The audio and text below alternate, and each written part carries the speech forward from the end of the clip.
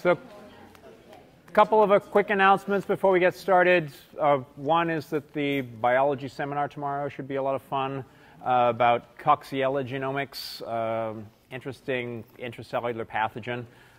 Also an extremophile, at least we'll call it an extremophile, but extremophile bacterium.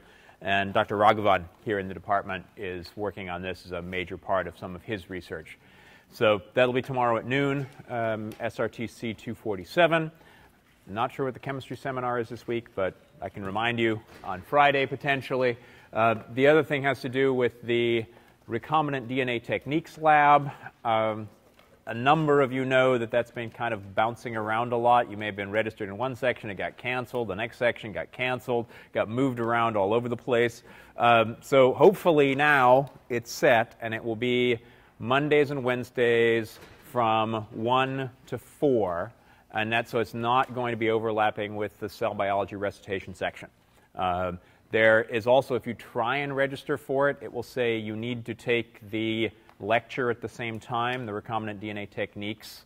The theory part of it, that is not true, but unfortunately our computer system can't deal with that.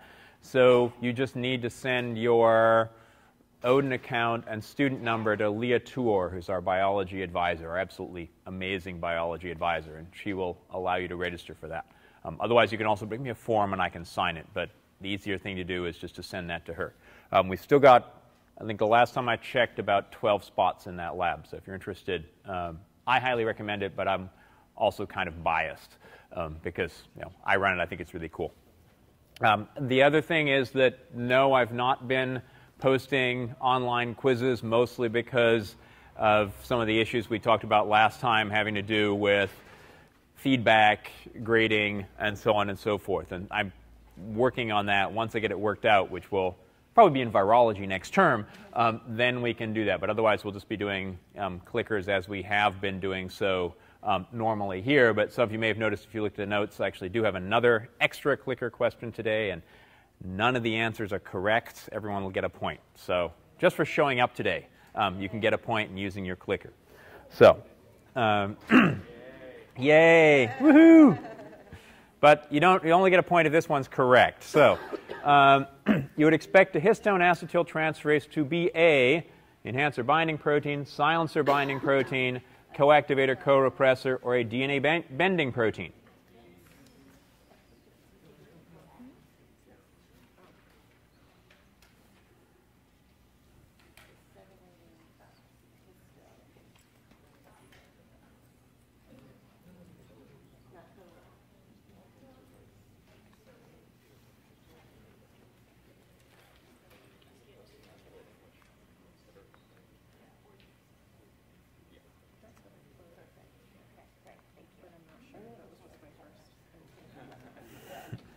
Instinct's good, I think. Sometimes good, sometimes not.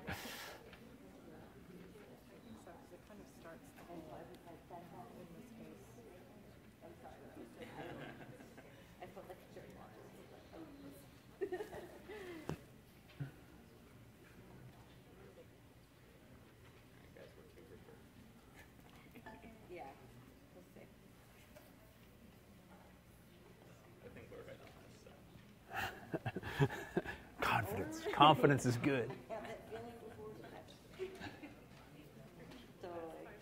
world shatters in 10 seconds. 10, 5.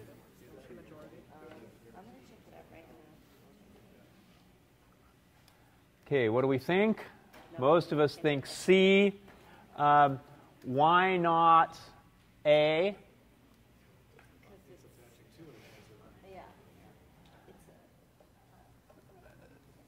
So, okay, I'm hearing mutterings, down here in the front. They always mutter all the time up here.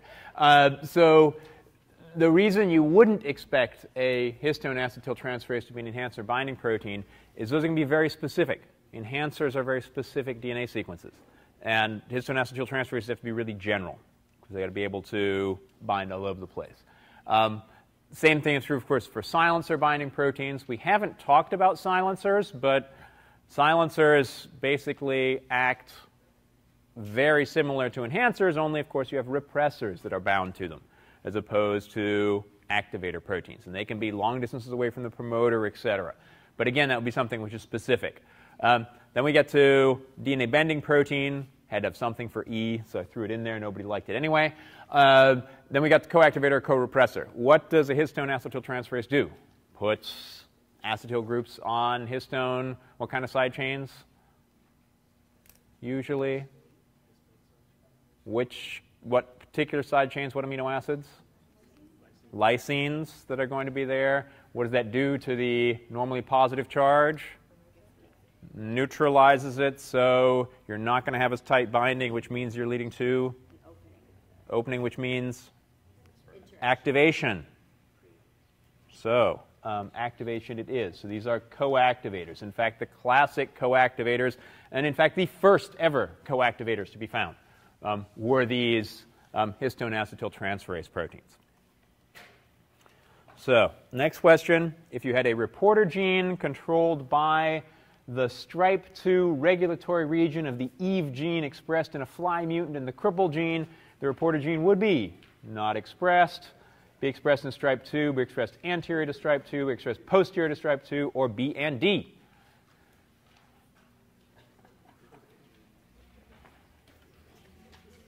Answer F, no clue. Where's that button?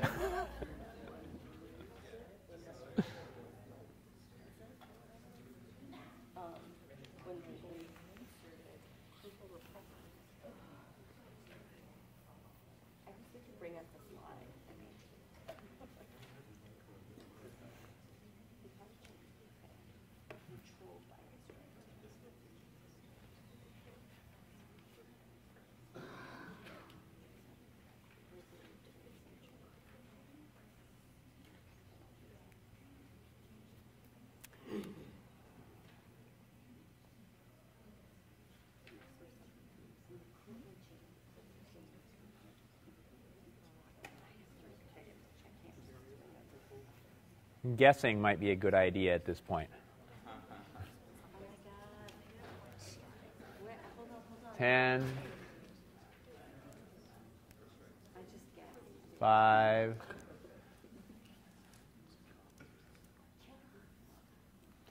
Okay. This was not an easy question by any stretch of the imagination. And again, this might be something which is even too hard to put it on the exam. Because it does demand a lot of understanding of what's going on here. So, what's cripple? Okay, it's a repressor. It represses gene expression, exactly. Where is cripple expressed in the embryo? Okay, more or less in the middle. Where is even skipped expressed, just regulated by strip2? Is that in the middle?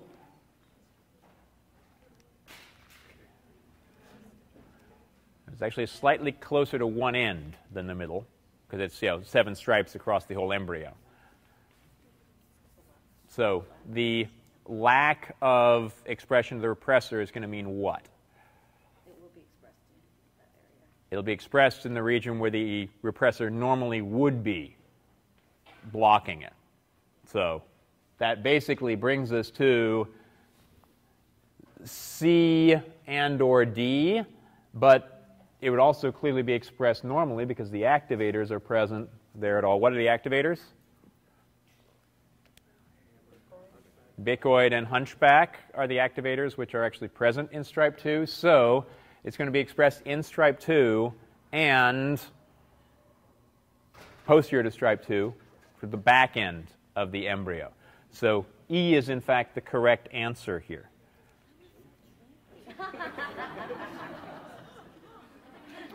But as we can see, it's kind of all over the map, and probably guessing would be just about appropriate. What's curious, actually, that no one liked anterior to strip2. Maybe because people weren't clear what anterior meant. This being said, now it looks like we've got, not a huge number here. Now we go to a question that everybody gets points for. Yes! Woohoo! So What do you think about online quizzes? They should be banned. They should be an option instead of in-class clickers. There should only be online quizzes and no clicker questions. B, but only possible to take the quiz during class time. B, but could take until the lecture is posted. These are some of the options I've been thinking about. And you can talk about this too.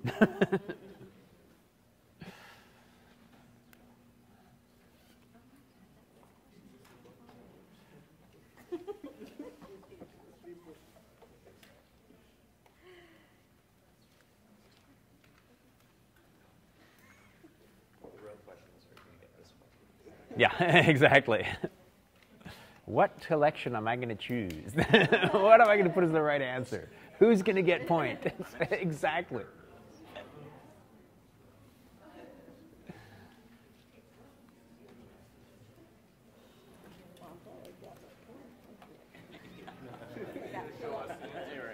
I will show you what the distribution is. Yeah, don't worry. Does anyone else want to chime in?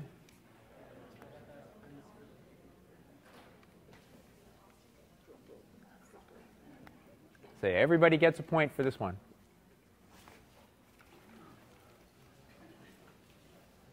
$83. Any more? Do we have 84? Do we have 84? No, no 84s. Okay, so what do people think? They should be, come on, let's show the results.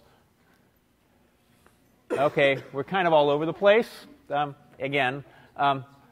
Certainly 13 think they should be banned. I think that's an interesting point here. So, and maybe you just thought that that's what I thought would be a good thing. Maybe a possibility as well. So, okay, it's not quite a majority, but it certainly seems as if, option, but only possible to take the quiz during class time.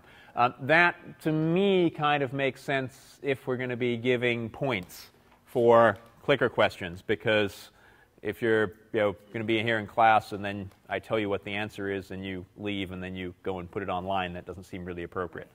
So I think that's probably the best way to go, and that would help in terms of people who do, for whatever reason, have to take off after the clicker questions. So again, I will bear this in mind, particularly as far as next term is concerned, for the virology class, where we definitely will have clickers and may also do this online quiz thing. Particularly since I do know that there are a number of people who will be hopefully all on their med school interviews, but will need to take their clicker questions at the same time. So that's the hope anyway. Okay, that being said, people who need to go, hasta la vista. We'll see you on Friday.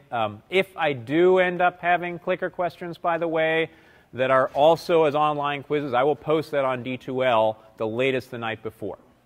But that will be there.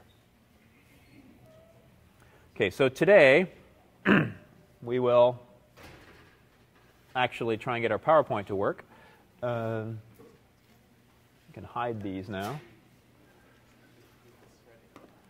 Today we're going to talk basically about finishing up transcriptional regulation, and then on Friday talk about post-transcriptional regulation and small RNAs and regulatory RNAs. I took a quick look at the syllabus last night.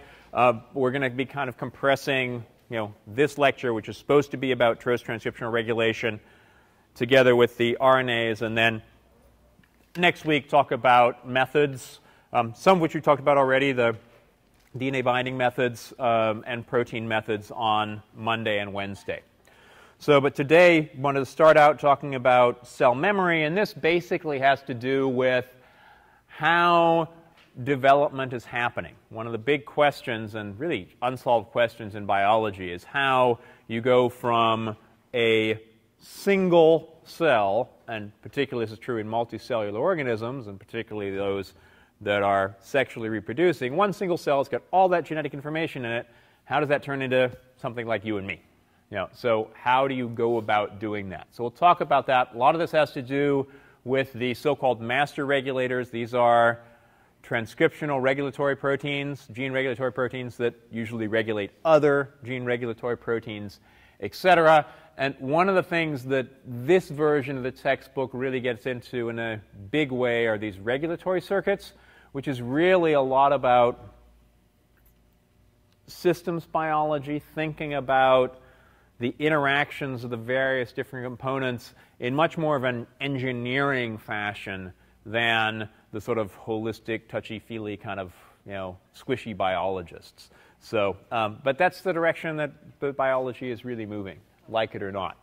So, differentiation.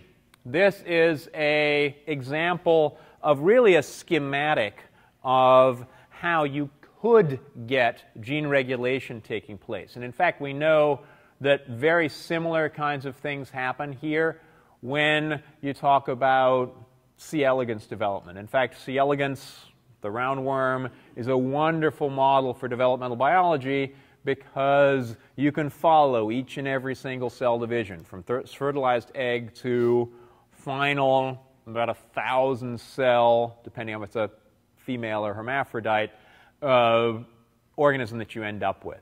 And so basically just by two very simple rules here, which is that when you do cell division, if you're on the left-hand side, you are going to express the even-numbered regulator.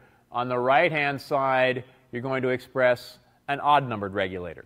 And in each cell division, left versus right, you're going to get expression of even versus odd. And what that means is after your first cell division, okay, even here there aren't any, and odd is number 1. So now you have regulatory protein number 1. Now here, cell division on the left-hand side, you've got 2. On the right-hand side, again, this is going to be your odd number. Here now you have a combination of 1 and 2 because the first division was on the right, second division was on the left, etc.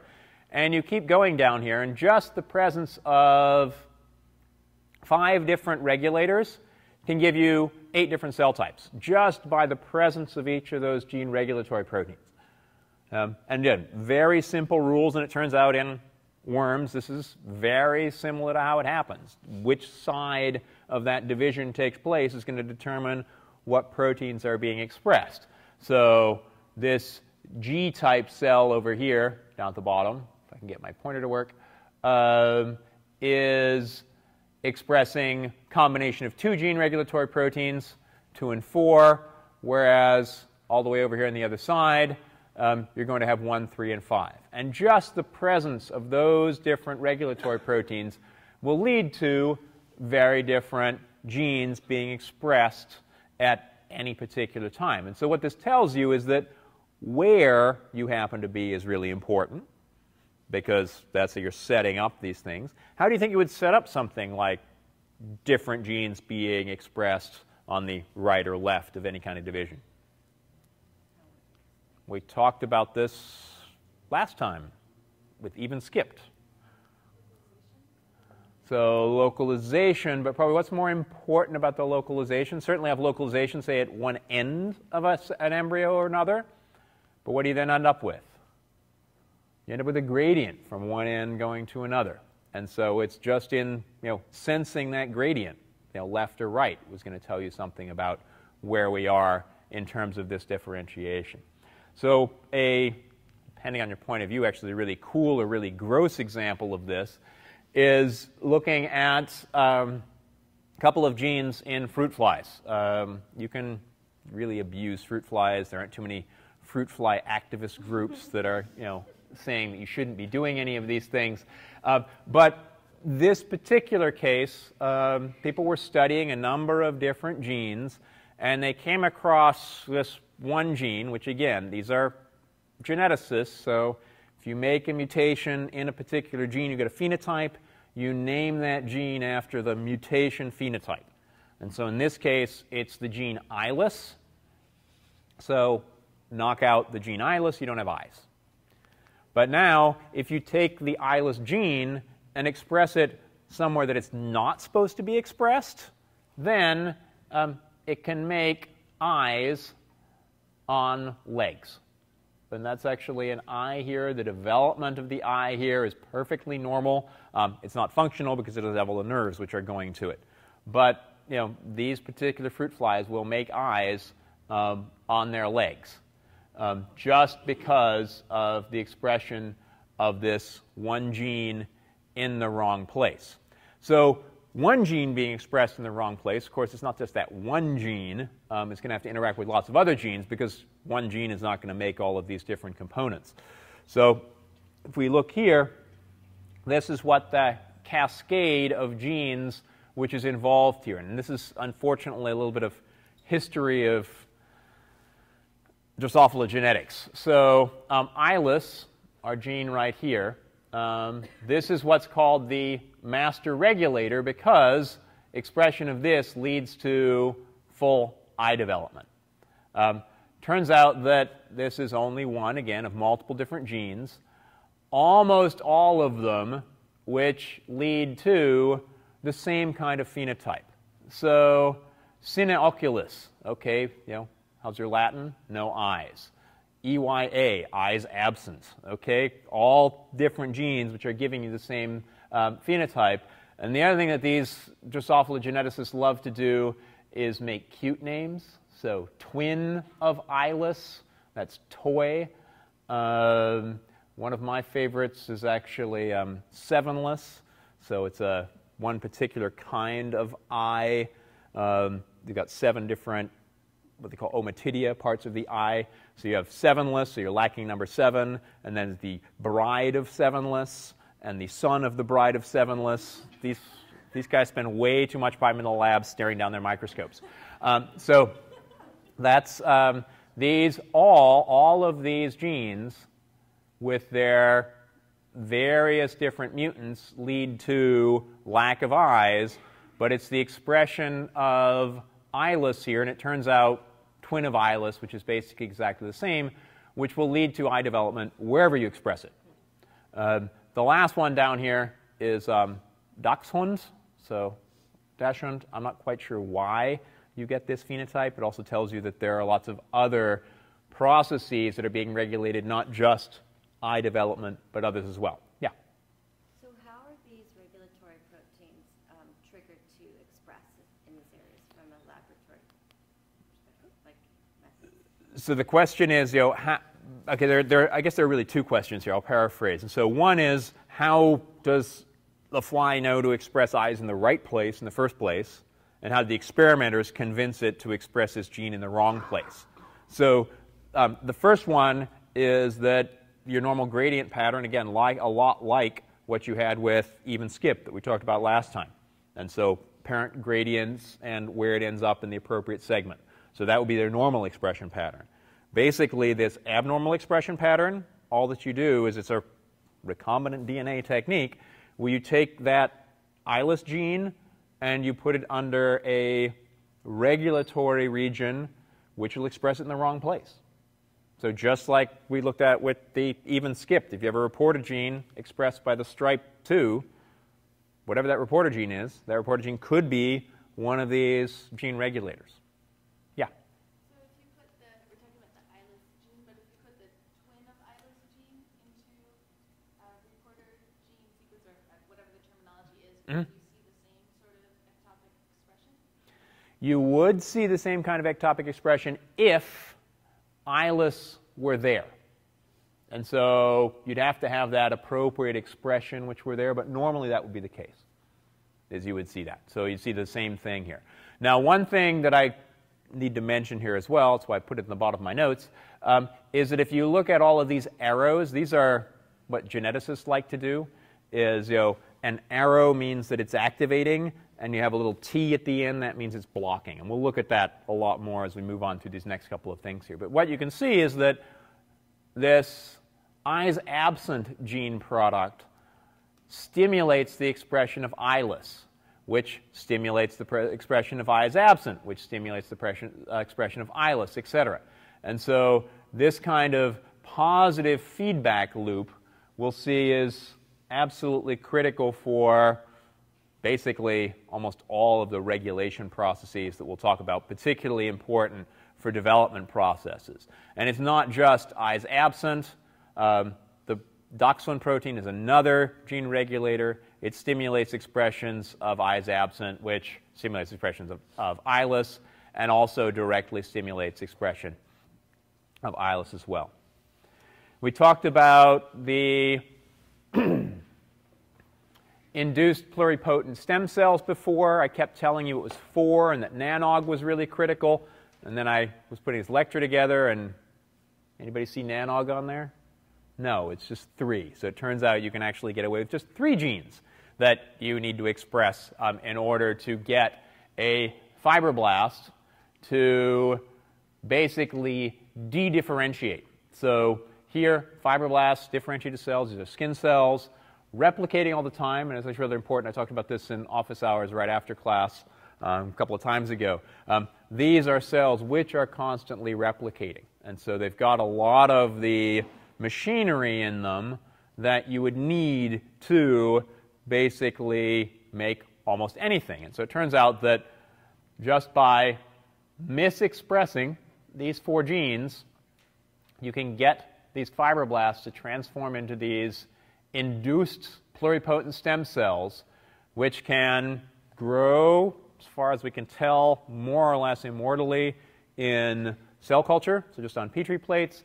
And under the right conditions, this would be, say, expression of ILUS. They could then turn into eye cells, or they could turn into muscle cells. They could turn into neurons. They could turn into adipocytes or fat cells.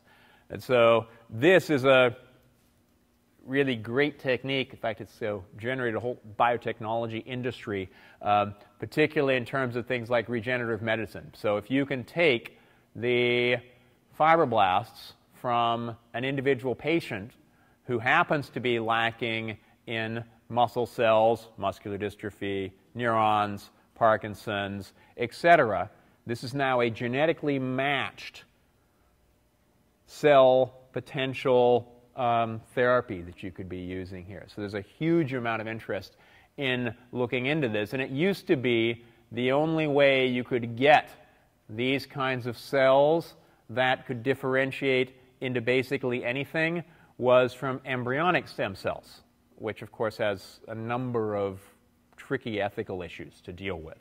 And so this is, again, why Tominaga got the Nobel Prize in 2012, was by showing at that point it was 4, but again, it's now gotten down to 3 in terms of what you need here.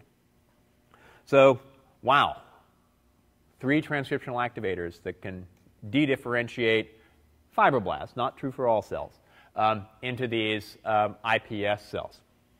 Let's take just a quick overview of how some of these things are working. If you're interested in more detail, take cell biology or ask me. I can give you insane amounts of literature on the subject. But let's take a look at just one of these, and it turns out this is one of the best understood of these gene regulatory proteins. It doesn't actually happen to be one of those master regulators, but it's very well understood how it works, mostly because it's easy to work with in the lab. Those other ones, turns out, are really kind of a pain. So here we're looking at particularly the glucocorticoid receptor, and we talked about this glucocorticoid receptor a couple of lectures ago. So glucocorticoid receptors, we saw the structure of it. It's got a classic 2 zinc finger motif, binds to DNA, also, not surprisingly, binds to glucocorticoids. These are hormones that are circulating in your whole multicellular organism. These hormones then get through the cell membrane, and then will interact with the glucocorticoid receptor.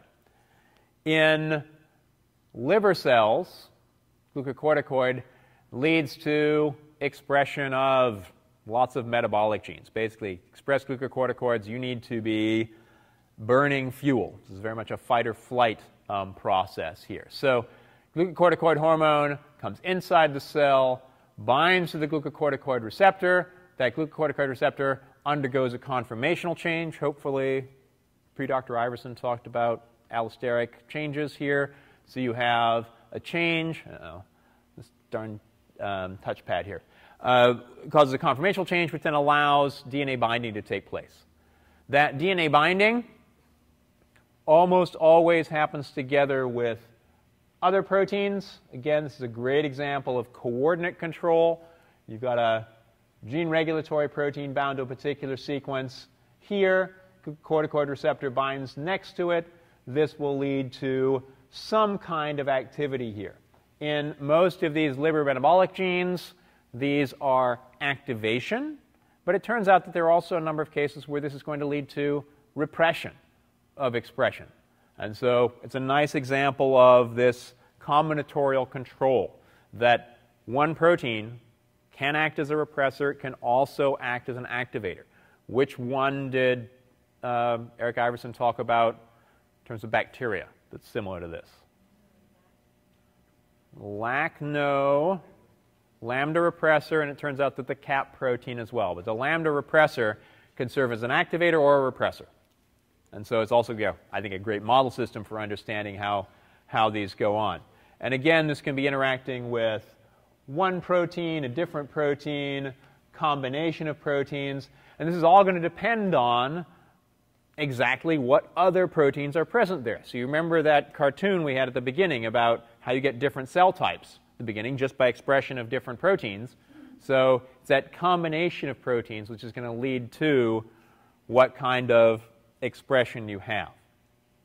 So this is, again, just as an example of how this works, and probably one of the best understood of them are these glucocorticoid receptors.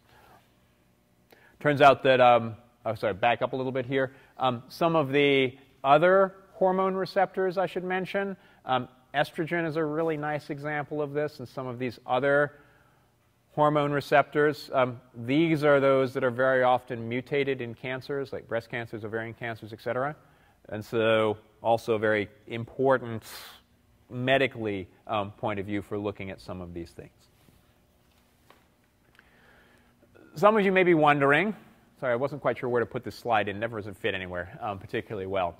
We sort of mentioned this before.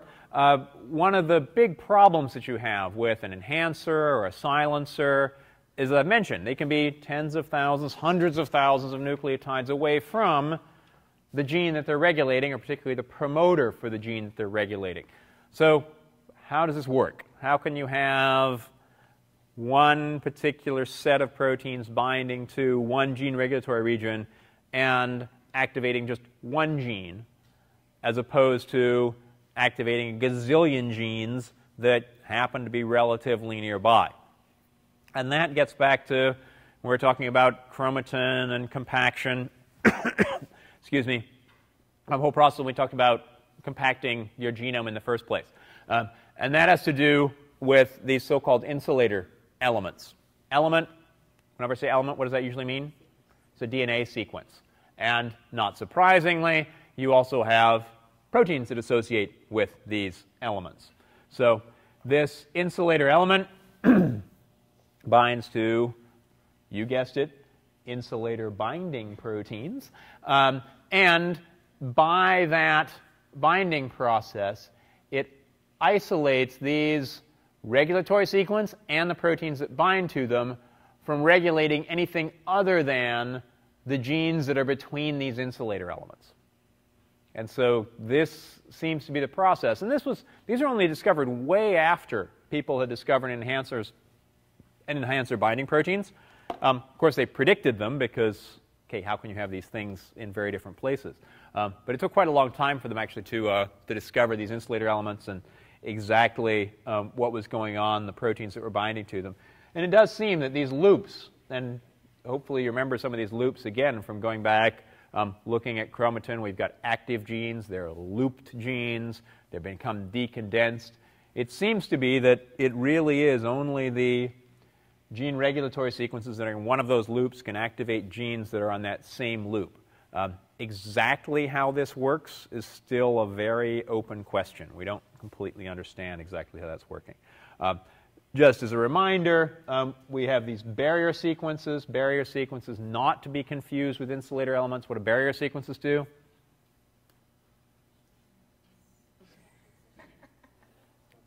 They block stuff, yes. What do they block? Expansion of heterochromatin. So these barrier sequences are really important so that your heterochromatin doesn't spread from where it is to any of the other genes that are nearby. And this is particularly important at centromeres and telomeres, and that was the example we looked at with eyes in fruit flies, because people love their fruit fly eyes. Also, the mutant type is white, and the normal type is red, so it's actually really easy to look at these guys. So insulator elements, and this is an example just down here at the bottom. These are, in fact, the same chromosome, either just stained for normally expressing DNA here, and then the green at the bottom is where all of these insulator binding proteins happen to be bound, and they all seem to be present on either side of these actively expressing regions. So you can actually even see these things in chromosomes while they're there. So that's just kind of an aside. Let's get back to thinking about how we get, once something is expressed, staying expressed. We talked about positive feedback loops already when we talked about the ILUS gene. Here is a schematic, basically, of how that works. You have one cell here. Oops.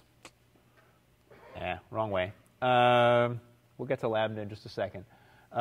Which is not making gene regulator A, because you need gene regulator A to make more A. Some point you get a signal, an external signal that could be, okay, we just had division, we're near to bicoid, and therefore we're going to be making this particular protein. But as long as that protein stimulates its own expression, once this gene is turned on, it will stay turned on after all subsequent cell divisions. And the reason for that is that we have protein now, which has been made. Protein diffuses. It's not just present in one particular place. It's not like your chromosome, it's all been packaged inside the nucleus, etc. So if you go from here, and I don't like this figure that much, but here, so we've got 4 molecules basically of A here.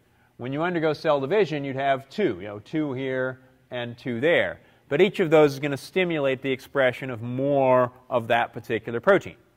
And so every time you undergo cell division, you're going to have the expression of this particular gene. Does that make sense? So I think the positive feedback loops are probably the easiest ones to follow. And we'll get to some of the other ones in just a second. One of my favorites of these is lambda. We're not going to go through this whole thing. We're just going to concentrate right here at what is being called the genetic switch. So you have a virus infection, and basically there's a decision that has to be made. Do you hang out inside the cell, or do you blast the heck of it apart? So how does it happen? Once you start going down one of those pathways, you keep going down those pathways. So not surprisingly, it's a positive feedback loop. So we can either have lysis, blasting open all of the cells that you've been infected, or lysogeny, which is where you hang out, wait until the going gets bad, and then run away. We'll talk about that in virology next term. So the first state here is you turn on the lambda repressor. The lambda repressor does its 2 jobs. It stimulates expression of more of the lambda repressor and turns off expression of the CRO gene, which is the control of repressor and other genes. On the other hand, if you now express this anti-repressor, as it were, so the CRO gene turns off the lambda repressor, and turns out through some other proteins will stimulate the expression of lambda CRO. So you make the decision, again, totally over-anthropomorphizing here, but the decision is made, is maybe a better way of putting it, either to hang out inside the cell or to lyse the cell. That leads to expression of either lambda C1 or lambda CRO. Lambda C1 is the repressor. Did Eric Iverson mention why it's called lambda C1? These darn geneticists. So make a mutation in it. What happens? It's then clear When you make a plaque, and we'll talk more about plaques next term, but basically, anytime you have a mutation in this particular gene, what's going to happen? It's always going to go to lysis rather than hanging out. And so that gives you what's called a clear plaque phenotype. So that's why it's called C1. Okay, so this is a nice example of these positive feedback loops. Once you go down that route, you're always going to stay in that particular differentiated state. And this is a very simple example of that. So again, we've talked about positive feedback loops. This is how you have an activator leading to expression of more activator. Once you flip the switch, that switch stays on. Another very common kind of regulatory mechanism is what's called a negative feedback loop, and that's where you express a repressor, which then represses the expression of that particular gene. And again, hopefully, Eric talked a little bit about this when we talked about lambda repressor. Turns out that, not the lambda repressor, sorry, lac repressor, because expression of the lac repressor, once you get enough of the lactose, you want to shut things down. Basically, it's serving in a very similar way. Here is just literally the protein itself, which is serving as a repressor. So here, what this does, it makes sure that you don't get too much of any given protein, or, again, in the case of the lac operon, any given metabolite. So it has this negative feedback loop. Too much of something, you shut it off. So this just keeps things at a very set level. It turns out, of course, you can combine these things. You can have negative, regulation. You can also have positive regulation. If you have a negative regulator which negatively regulates a negative regulator that regulates the first one, indirect positive feedback loop. Uh-oh. I don't know why these things are changing on me here. We've got what's called a flip-flop device. And basically what this means is you can be in one state, which would be expressing A, then you're never going to get B. However, if you have a change, some kind of signal, which says, OK, we're going to express B, then we're not going to express A.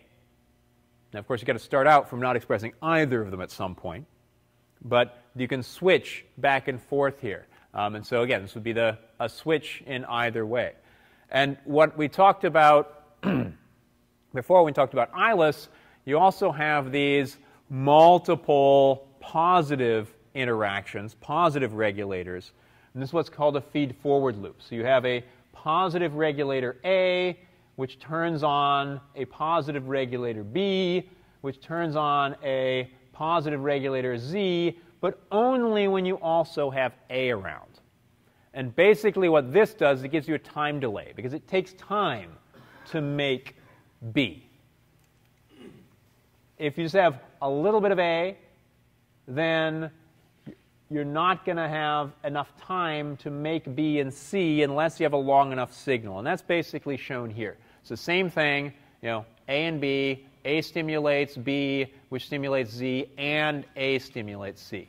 If you have a short input here, you're going to turn on A, but it doesn't have enough time to turn on B, so you're not going to turn on Z. However, if you turn on A for long enough, it'll have enough time to turn on B, and you'll get Z. And that's just basically what's shown here. So here, short input, no Z, long input, you have a expression of Z.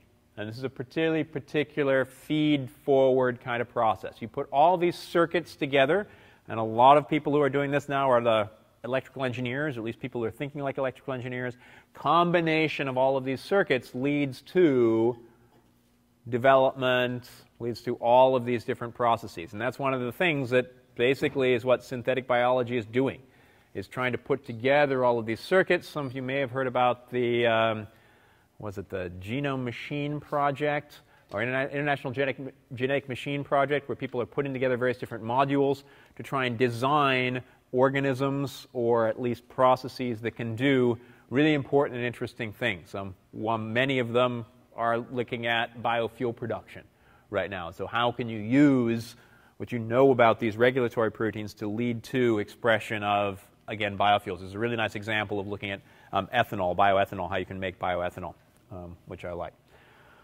So last 15, 20 minutes or so, wanted to talk about some other forms of gene regulation which happen actually sort of pre-transcriptionally rather than anything else. This gets to DNA methylation. A number of people asked me about DNA methylation before. We talked about this really briefly when we talked about chromatin modification earlier on. You may have noticed that histone methylation often leads to DNA methylation. What's going on with DNA methylation? Well, this is what's going on with DNA methylation. So DNA methylation, at least in eukaryotic cells, is almost always on cytosines and at this 5 position in your cytosine.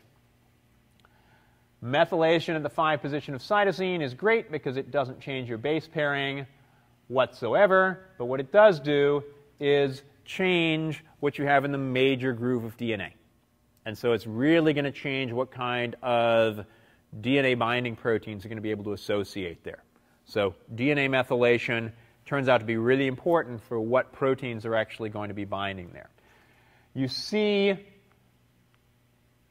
5-methylcytosine very often in what are called these CPG islands. And CPG islands is a terminology thing. It's cytosine, guanine all together, just CG, CG, CG, CG, CG, and always in that order.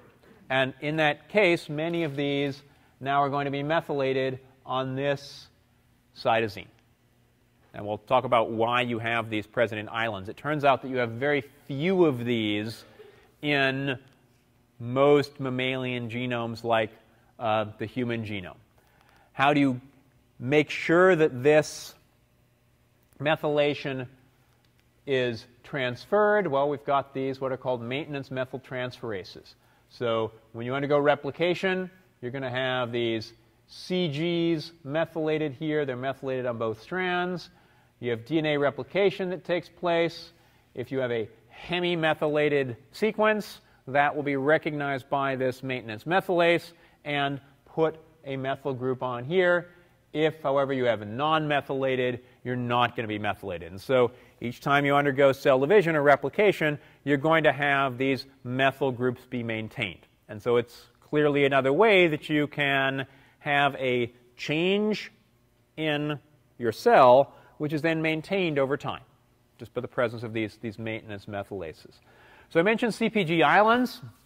Turns out CPG islands are incredibly useful when you're staring at sequences because you don't find very many of them in genomes, and particularly things like the human genomes. They are thousands of nucleotides long, and they're almost always in promoter sequences. And these particular promoter sequences are great because, as we mentioned before, it's actually kind of hard to figure out where genes are and where genes are being expressed from. So finding these sequences are really nice, and it turns out almost all of them are not only in promoters, but even more so in these so-called housekeeping genes. Now, what's a housekeeping gene? Housekeeping genes are genes that all cells need all the time. And so classic example is what's down here at the bottom, the ribosomal protein genes. You need lots of ribosomal protein genes because you need lots of ribosomes. And so these are genes which are being expressed all the time. Dihydrofolate reductase is a really critical gene in terms of metabolism. And we won't bother with this one because I can't pronounce it. It's far too long anyway. So the other question which immediately comes up here is sort of, well, why? Why do you have these CPG islands just at promoters? Why do you not have them in the rest of the genome? Well, the reason for this is that you go back to thinking about DNA repair way back when, like last midterm, all this stuff. If you think about DNA repair, what's the most common, or second most common, actually? Depurination is the most common. Second most common kind of change, chemical change that happens to DNA. So deamination. So deamination of cytosine gives you what? Uracil. Is uracil normally present in DNA? No, Can you have a uracil DNA glycosylase that chops it out? Yes. If you have 5-methylcytosine, what happens if you deaminate it? Everyone remembers your structures. Go back and look at thymidine. What would happen if you had a thymidine DNA glycosylase? You'd be chopping out all your thymidines. This would be bad. This would be very, very bad.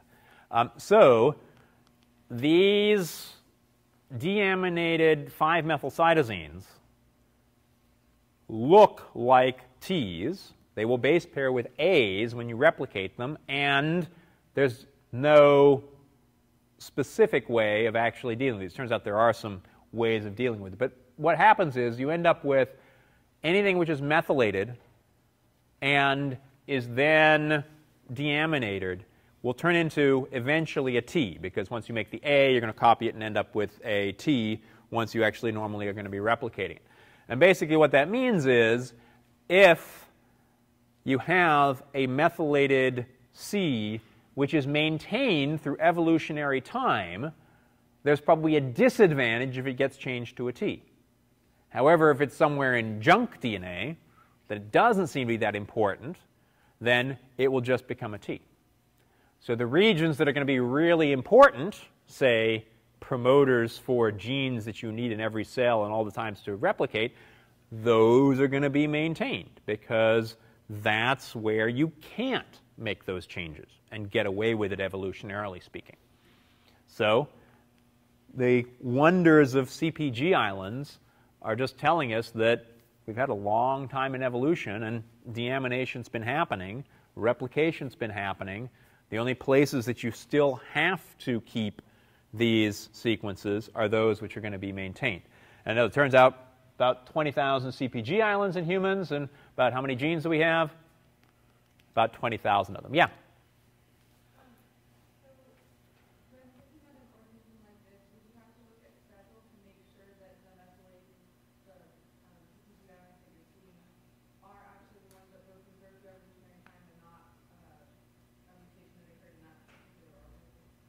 So the question is, how do we know that it's been maintained over evolutionary time? Basically, it's just to paraphrase your question rather than just something which has just happened more recently. The reasoning for that is that these CPG islands are not just one cytosine and one guanine. They're thousands of nucleotides, C's and G's, and so thousands of C's. So any one change that would have happened relatively frequently, so you're only going to have small changes that are happening, usually in evolution. So that's not going to be something which happens in a short period of time. So it's a much longer period of time. And the fact that you see these big, long stretches, again, thousands of nucleotides, really leads us to think that this is what's going on there. So these are our CPG islands, again, usually right in front of genes which are being nicely regulated. What else do you need DNA methylation for?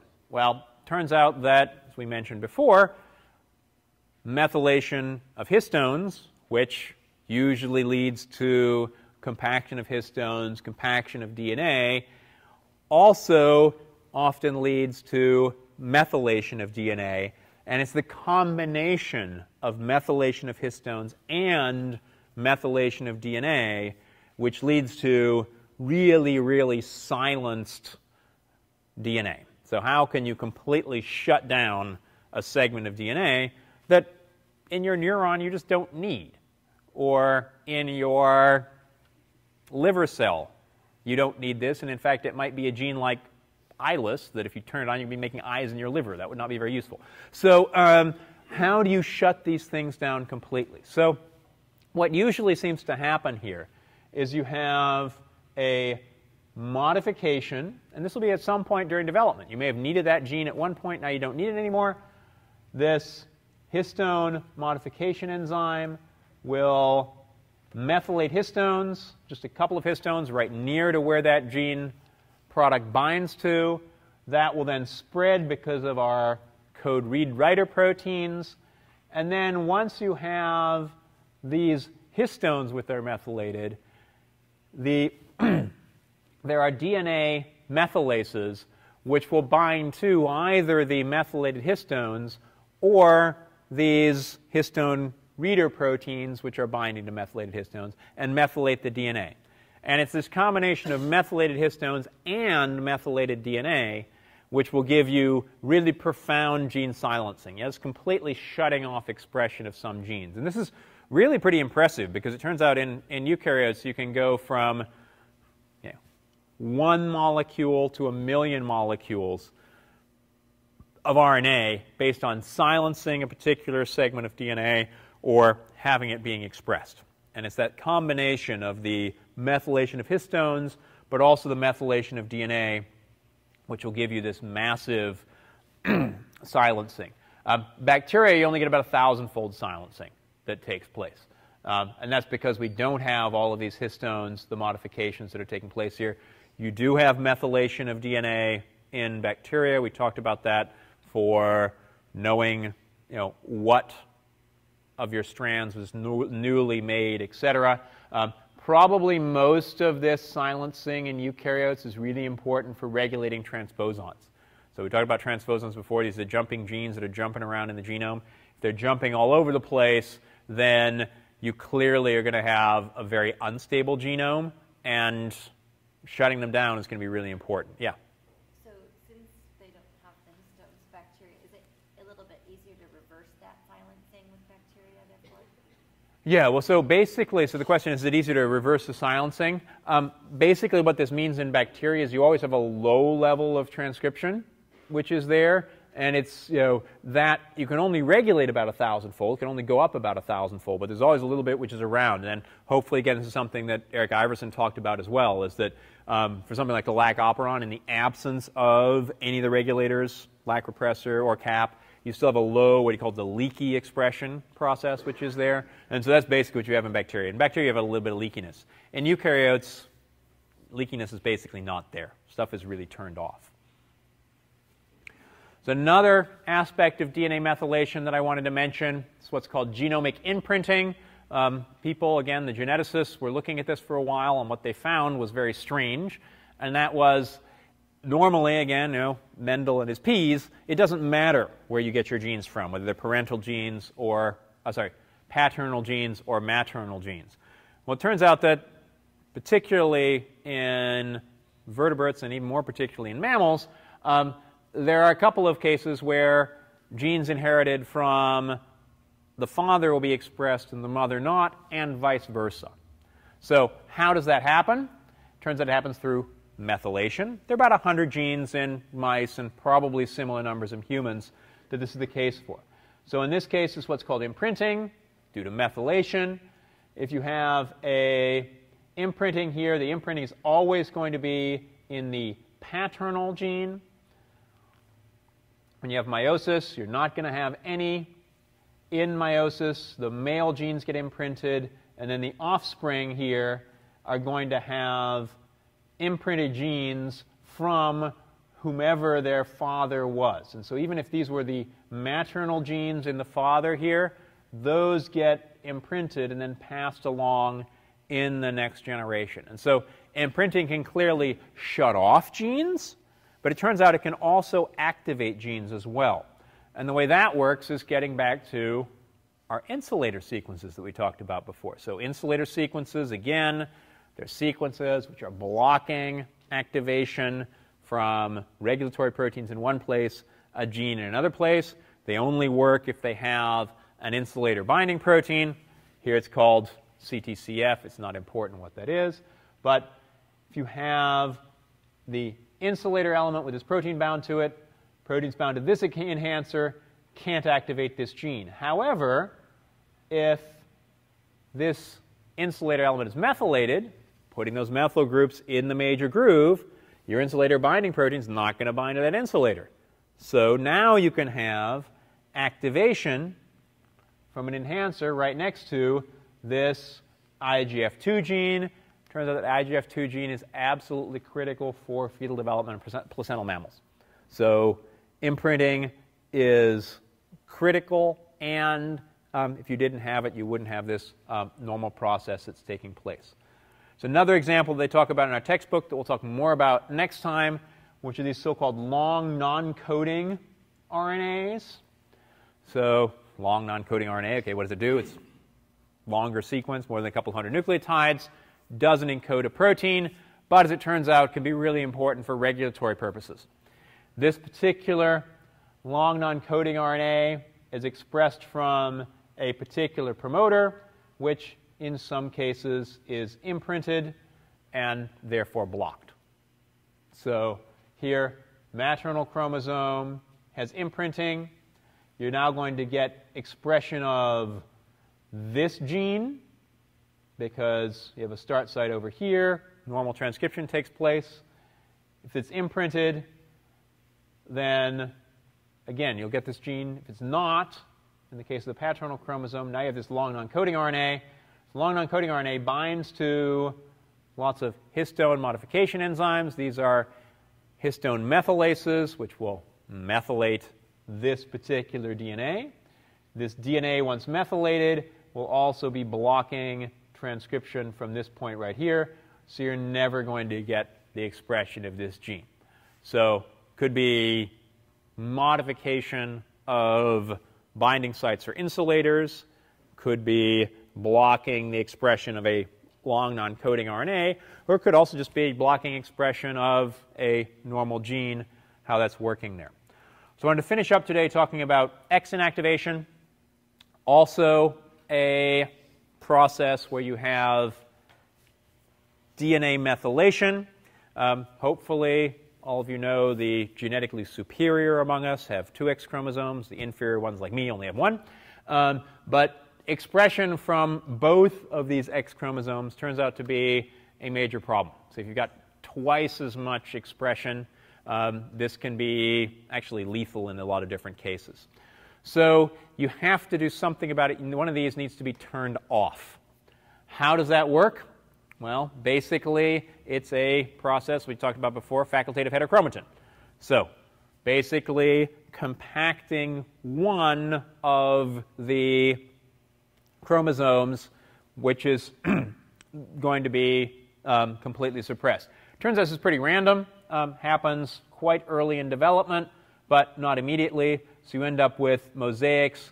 Sometimes it'll be the maternal X, sometimes it'll be the paternal X, which is shut down. What this means, actually, is that at least in terms of their gene expression, all females are mosaic in terms of their gene expression patterns. How does this work? Again, has to do with methylation of DNA. But interestingly, this starts out with expression of an RNA. So there's an RNA which gets expressed in the chromosome, which is going to be inactivated. And again, this seems to be a pretty random process. Half the time you're going to get paternal, half the time you're going to get maternal. Happens at a particular time in development. So basically, that particular gene gets turned on. This is the X-inactivation RNA, and it ends up just coding all of one of the chromosomes, made from one particular position in the X chromosome, and it seems to jump from loop to loop of these chromosomes, just expressing, binding, partially, not very specifically. It seems to be a pretty non-specific interaction there, but it just ends up coding the whole X chromosome, which then leads to methylation of histones. Those histone methylation leads to methylation of the DNA, and you completely silence this whole process. So that brings us to the last thing to talk about today, which is epigenetics, which could be a whole course in and of itself. But basically, we've been talking about epigenetics pretty much all day today.